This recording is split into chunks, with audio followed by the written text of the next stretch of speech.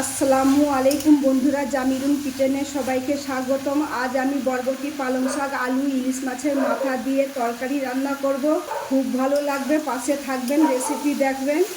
তোমরা তো অনেক রকমের সবজি রান্না করে খেয়েছো, একবার পালং শাক, বরবটি, আলু, ইলিশ মাছের মাথা দিয়ে তরকারি রান্না করে খাবেন, খুব ভালো লাগবে।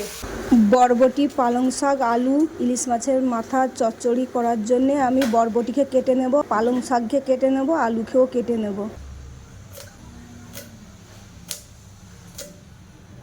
এইরকম করে সব সবজিগুলো আমি কেটে নেব।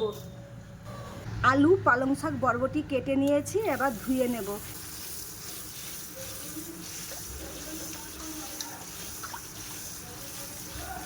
খুব সুন্দরভাবে সবজিগুলো ধুয়ে নিয়েছি, এবার মাছ ধুবো। মাছ ধুয়ে নিয়েছি, সবজি ধুয়ে নিয়েছি, এবার মশলা বেটে নেব। রসুন, কাঁচা লঙ্কা, জিরে, হলুদ, সরষে, ধনিয়া সব মশলা একসঙ্গে বেটে নেব।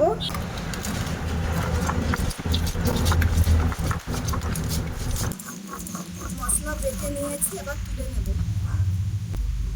সবজি ধুয়ে নিয়েছি, মাছও ধুয়ে নিয়েছি, মশলাও বেটে নিয়েছি, এবার রান্না করে নেব। মাছ ভাজার জন্য তেল দেব, মাছে হলুদ আর নুন মাখিয়ে নেব। তেলের মধ্যে মাছ দিয়ে ভেজে তুলে নেব।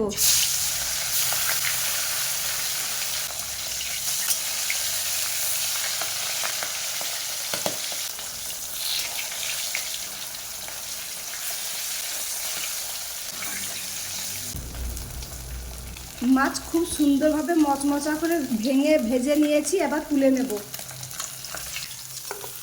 রান্নার জন্য পেঁয়াজ কুচি দেব,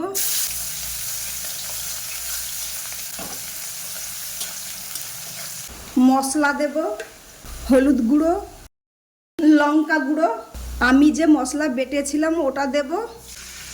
অল্প করে জল দিয়ে মশলাকে কষে নেব।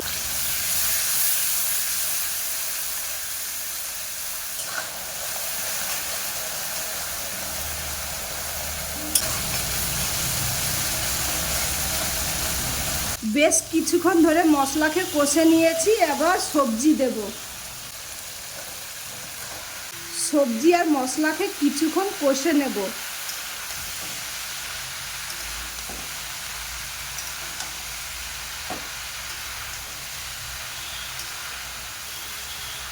নুন দিয়ে ঢেকে দেব।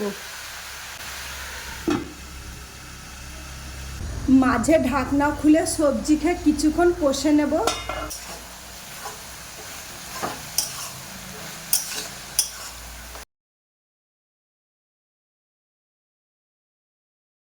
তোমরা তো অনেক রকমের সবজি রান্না করে খেয়েছো, একবার পালং শাক, বরবটি, আলু, ইলিশ মাছের মাথা দিয়ে তরকারি রান্না করে খাবেন, খুব ভালো লাগবে।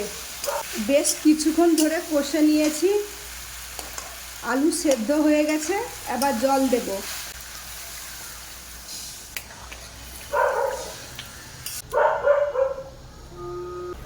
ওপর থেকে মাছের মাথাগুলো দিয়ে ঢেকে দেব।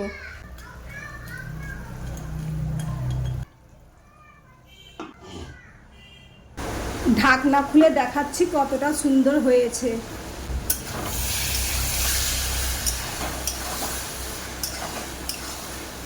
খুব সুন্দরভাবে রান্না হয়ে গেছে, তোমরা তো দেখে বুঝতে পেরেছো কতটা সুন্দর হয়েছে। বরবটি, পালং শাক, ইলিশ মাছের মাথা, আলু দিয়ে চচ্চড়ি রান্না করে খাবেন, দেখবেন খুব ভালো লাগবে। এবার আমি ঢেলে দেখাচ্ছি।